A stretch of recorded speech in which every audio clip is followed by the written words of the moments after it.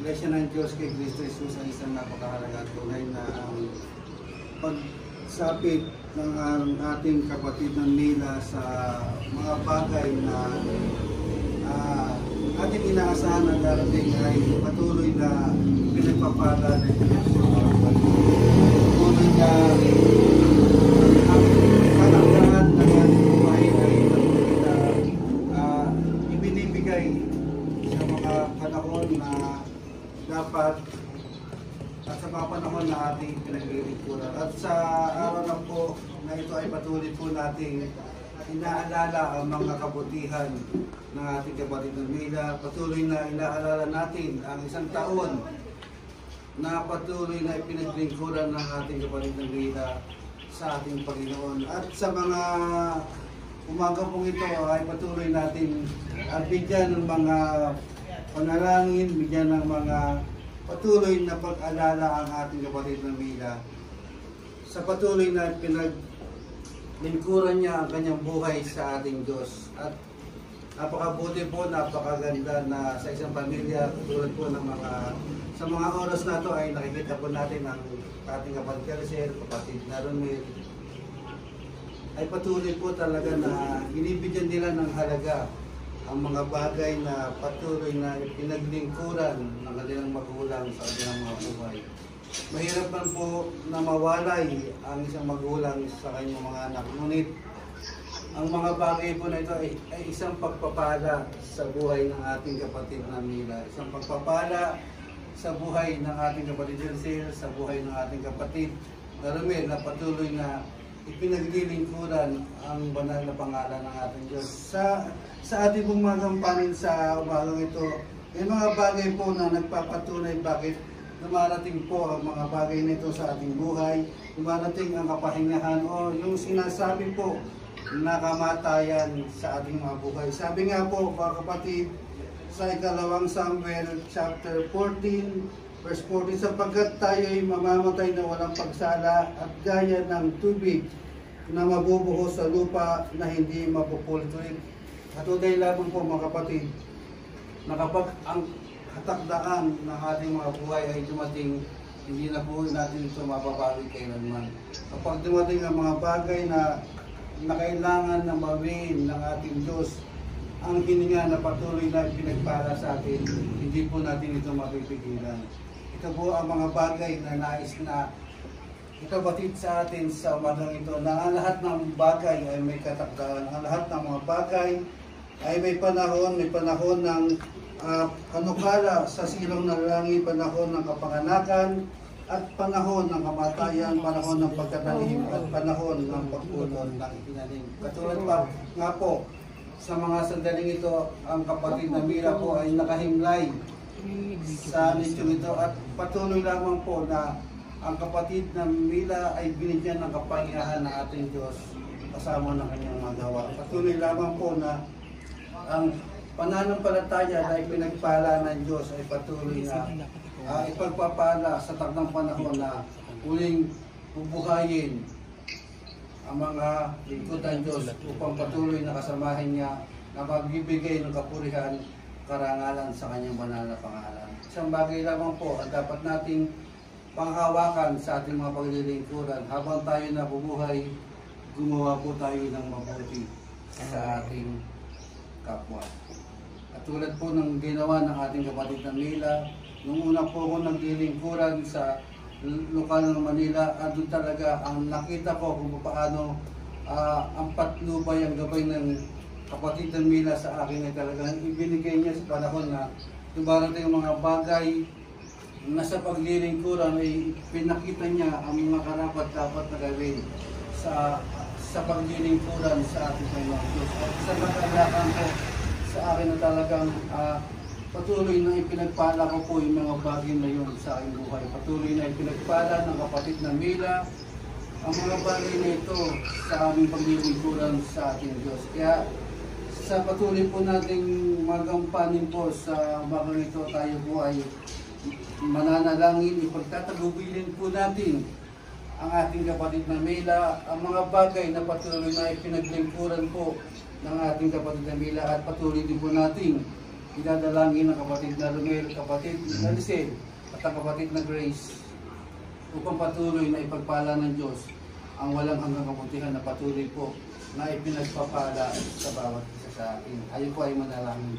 Ama namin Diyos, Diyos na nagbigay ng aming buhay, Diyos na patuloy na aming sinasampalatayanan sa aming mga buhay. Patuloy, Ama namin Diyos, sa mga sandali ito, Ama namin Diyos, narito po kami sa puntod ng aming kapatid na Mila na patuloy na binigyan mo ng kapahingahan pasamantala. Kalakip ang mga gawa niya. Lubos po ang aming pagpapasalamat na kami po ay naniniwala na sa takdang panahon na ipinagpala mo po sa aming kapatid na Mila. Muli mo po siyang bibigyan ng pangakong buhay na walang hanggang upang patuloy na muli ipaglingkuran ang iyong banal na pangalan. Patuloy naman namin Diyos sa umaga ito. Narito po ang aming kapatid na Romel, ang aming kapatid na Lisel. Kasama po namin na inaalala ang mga mabubuting bagay na patuloy na ipinagpala po ng aming kapatid na Mila sa aming paglilingkuran. Higit sa lahat ang mga kabutihan na patuloy na ibinigay niya sa kanyang mga anak, na patuloy na ipinagpapatuloy ang paglilingkuran na kanilang natutunan sa kanilang mga magulang na ipinaglingkuran ang kanilang buhay sa iyong banal na pangalan.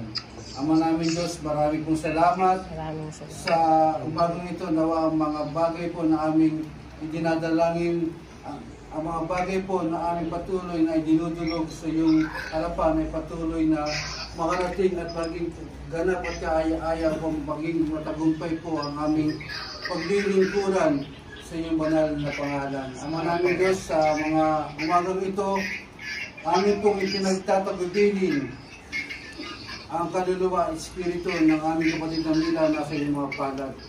Iuwin mo nawa o Diyos na ang buhay ng aming kapatid na Mila ay mamalagi sa iyong mga palad hanggang sa dumating ang mga katakdaan na patuloy na bubuhayin mo po ang mga naglingkuran upang magbigay ng kapurihan at karangalan sa iyong banal na pangalan. Kaya namin Diyos, marami po salamat sa mga umaga ito. Nawa ang aming mga dalangin ay patuloy na ipagpala mo. Diyos, dalangin ko po sa aming kapatid na Romel.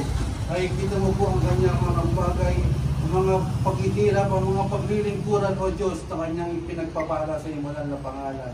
Loobin mo nawa o Diyos na ang mga bagay na ito ay lubos na mabigyan ng katugunan at katagumpayan sa iyong banal na harapan naman namin Diyos. Kaya namin Diyos, sa mga oras na ito, dalangin ko sa buhay ng aming kapatid na Romel, patuloy na ingatan mo ang kanyang buhay. Patuloy na pagpalain mo ang kanyang buhay na patuloy na gumaganap, patuloy na ibinibigay ang kanyang buhay sa iyong banal na pangalan. Patuloy naman namin Diyos, anumang mga bagay ang dalangin ng aming kapatid na Romel, patuloy na bigyan mo po ito ng katagumpayan. Ganon din po ang aming kapatid na Lisel, ama namin Diyos, makikita mo po ang kanyang mga ipinaglilingkuran sa iyong banal na pangalan. Makikita mo po, O Diyos, ang mga kaganapan na patuloy niyang ninanais na may paglingkuran sa iyong banal na pangalan. Makikita mo po, O Diyos, ang mga dalangin na patuloy na idinudulog sa iyo ng aming kapatid na Lisel, ama namin Diyos. Hindi maiksi ang iyong kamay upang abutin ang mga dalangin ng aming kapatid na Lisel sa iyong banal na pangalan. Dalangin ko po, Panginoon, ang lubos na kagalingan, ipagpala mo po sa aming kapatid na Lisel. Ang mga bagay na dinadalangin niya, patuloy na bigyan mo po ng katagumpayan habang kami po ay sama-samang naglilingkuran sa iyong banal na pangalan. Maraming salamat sa aming kapatid na Miriam na nakaisa namin sa patuloy na paglilingkuran sa mga umagang ito. Patuloy, O Diyos, ikaw ang magpala sa buhay ng kapatid na Miriam at ng bawat isa na narito, Panginoon. Ama namin Diyos, maraming salamat sa patuloy na pagpapala, na ipagpapala mo, Panginoon, sa isang taon ng aming kapatid na Mila sa mga araw na ito. Ikaw ang nakababatid, ikaw, O Diyos, ang nakakaalam, at ikaw, O Diyos, ang magpapala sa bawat isa sa amin. Kaya maraming Diyos, patuloy po namin ibinabalik ang lahat ng papuri, lahat ng pasasalamat sa tayong karapatan po lamang aming mananakaw. Diyos Kristo Jesus, aming nag-iisang tagapagligtas. Kaya sa ating kapatid na Giselle, sa ating kapatid na Ramil, patuloy na po tanggapin nyo ang basbas ng Panginoon. Pagpalain kayo ng Panginoon at ingatan kayo. Paliwanagin nawa ng Panginoon ang kanyang mukha sa inyo at makapag sa inyo. Ilingap nawa ng Panginoon ang kanyang mukha sa inyo at patuloy na mamalagi ang kapayapaan sa inyong buhay at sa inyong tahanan magmula ngayon at magpakailan pa man. Amen. Muli po, magandang umaga po sa bawat isa. Doon na mga bagay po na ating narinig sa mga bagay ito ay patuloy na ipagpala sa ating Diyos. Hindi man po natin kapiling ang ating kapatid na Milan na patuloy na inaalala natin ang walang hanggang kabutihan na pinagpala sa atin ng ating Diyos. Narating ang taktang panahon, patuloy na makakasama po natin ang ating kapatid na Mila na ipaglilingkuran muli ang kanyang buhay sa ating Diyos. Magandang araw. Amen. Salamat po.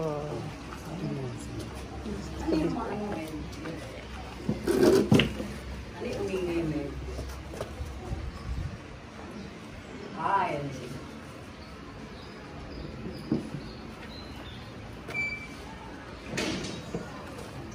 Stop po.